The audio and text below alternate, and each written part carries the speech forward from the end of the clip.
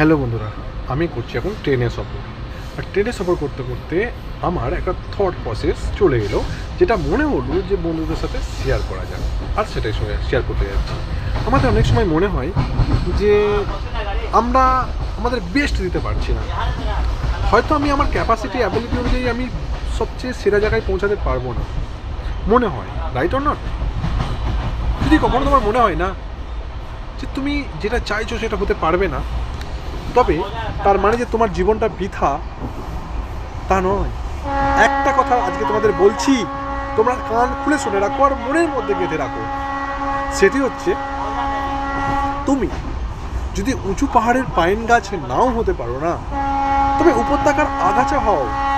কিন্তু ঝর্ণার ধারের সেই উপত্যকার সবচেয়ে সেরা আগাছা হও।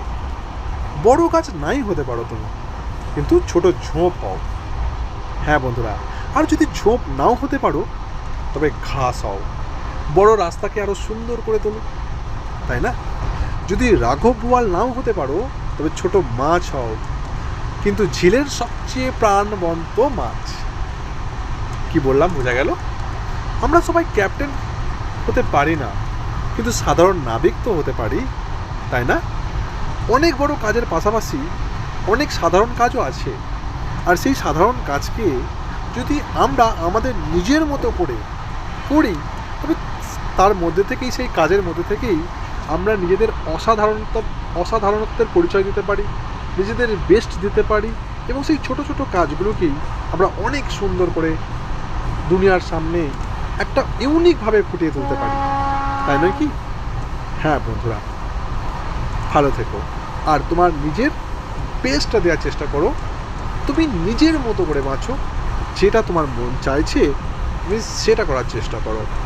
হ্যাঁ, কাউকে নকল করো না। নকল করলে কিন্তু কখনোই বড় হওয়া যায় না কপি পেস্ট করে।